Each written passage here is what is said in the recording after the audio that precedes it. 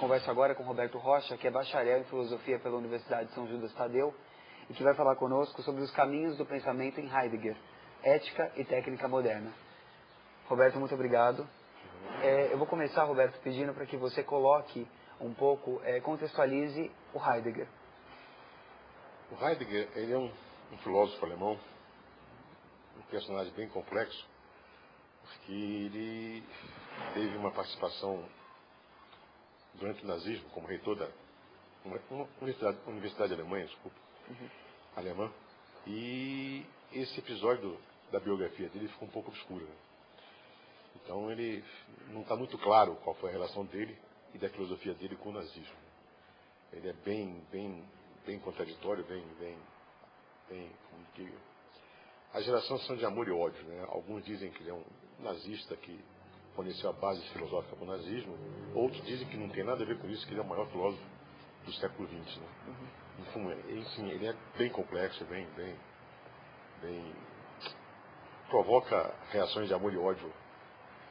Dificilmente alguém assim, meio termo. Tanto faz, o Heidegger é um filósofo mais ou menos, né? Ou usa muito, ou acha que ele não tem nada a contribuir de são para a humanidade, né? Essa característica mais básica da filosofia dele.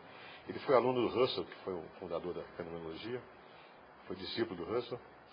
Depois eles se desentenderam, o Heidegger trilhou o caminho dele. E basicamente é isso. A importância maior dele é a contribuição que ele tem para a discussão da técnica, né? Certo. Que ele foi um dos primeiros que pensou isso. E a crítica dele até hoje está na base do movimento pacifista, Greenpeace. O próprio Marcuse, então libertário, estava fundamentado nele, né? Mas por causa desse episódio mal contado, mal explicado com o nazismo, né? Ele por muito tempo ele permaneceu um autor, né? Não citava, não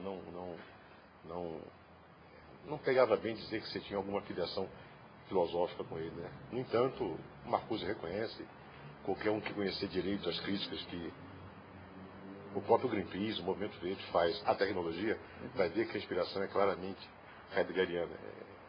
Hoje isso não é tão grave assim, mas já foi muito grave qualquer tipo de filiação com Heidegger.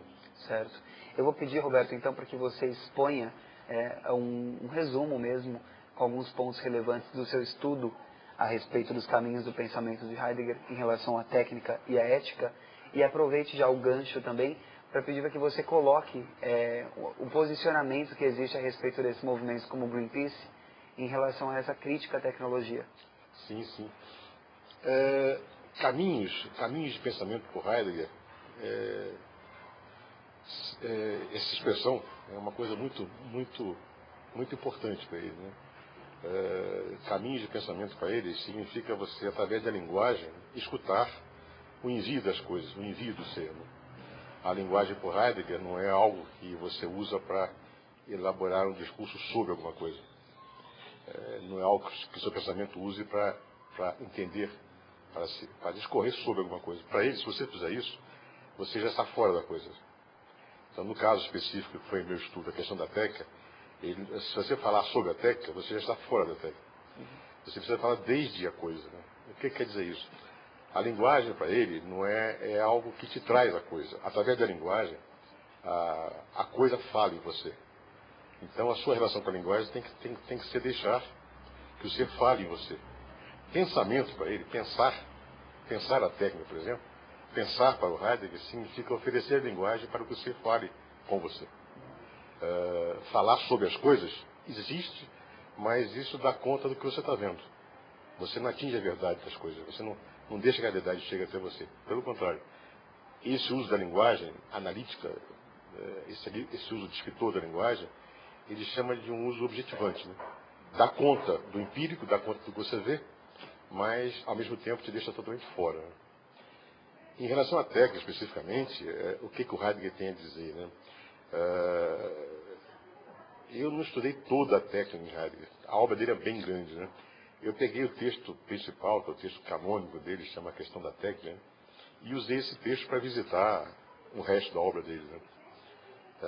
Basicamente, o que ele fala é que a técnica tem sim um caráter instrumental, né? A técnica é um meio para atingir um fim, né? Uma faca serve para matar ou cortar pão, né? A pólvora serve para curar ou como remédio, né? Então, a técnica tem um caráter instrumental, que ele reconhece, e ele reconhece que esse caráter instrumental é correto. Porém, o esforço dele é em mostrar que, claramente, essa determinação instrumental da técnica está muito longe de esgotar o que é a técnica, né? E até uma parte pouco importante da técnica. A parte mais importante da técnica é o que eles propõem a descobrir, que é a essência da técnica. E aí, depois de uma bastante elucubração filosófica, ele chega à conclusão que a essência da técnica é desencobrimento, é verdade, são coisas que muito mais importantes do que a determinação instrumental. E são coisas que influenciam o homem, mesmo que o homem não saiba que está sendo influenciado, né?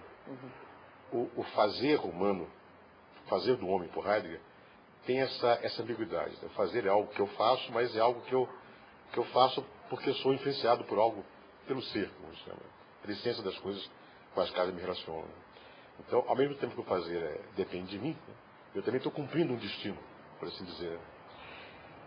Isso tem implicações éticas óbvias, né? Porque se eu limitar a opção que alguém tem de fazer algo, fica a questão de como é que fica o problema ético, né?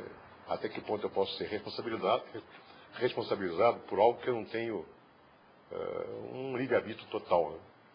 Então, a discussão de ética em Heidegger, muita gente faz, o Levinas faz, o Jonas, é uma discussão fascinante, né? Até que ponto ele está limitando o livre-arbítrio, e se ele limitar, como é que fica a ética, né?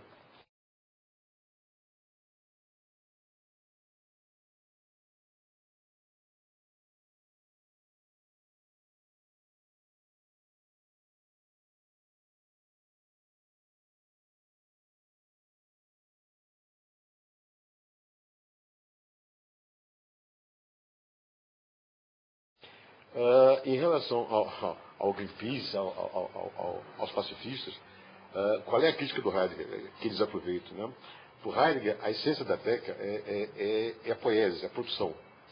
Mas a técnica moderna, essa produção, ela é feita de modo a deixar as coisas disponíveis, né? A característica básica da técnica moderna, que por Heidegger não é a da técnica antiga, é tornar as coisas disponíveis, né? Então, por exemplo, o rio Reno, que é o rio que ele, perto da aldeia dele, diz que era usado para gerar energia para moinhos de água e fazer o trigo, né?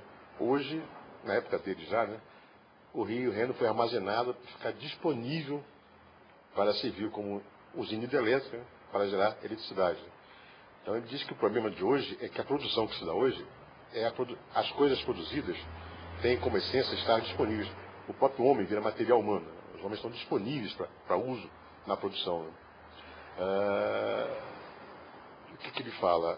Ele cita como alternativa possível um verso do Hölderlin, que é: onde mora o perigo, cresce o que salva. Ele acha que a própria produção que gera isso tudo consegue produzir alternativa.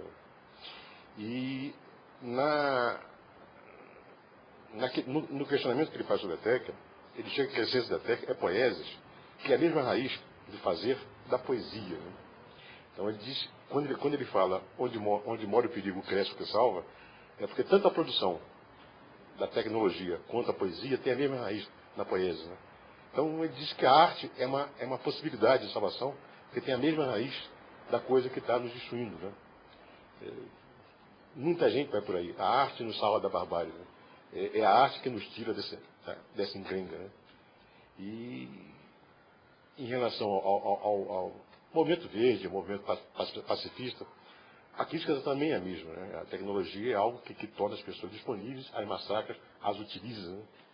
Não é muito difícil você ligar todo o discurso crítico contra a tecnologia moderna com o Heidegger. São coisas muito coerentes, né? Certo. Embora tenha esse problema, como ele participou da reitoria por 11 meses, né, durante o nazismo, e depois ele, questionado, ele se recusou a fazer autocrítica. A autocrítica dele saiu, não foi mesmo autocrítica. Ele explicou mas explicou depois de morto, em 76 que saiu um texto dele, né? Então ele por muito tempo ficou com aquela pecha, esse cara é nazista, portanto não vamos falar, e ele não se defendeu em vida por isso, né? Então isso aí acabou fazendo com que fique um pouco nevoado, né? A influência dele na crítica contemporânea à tecnologia, mas ela é muito clara. Certo. Muito obrigado, Roberto, pela sua participação.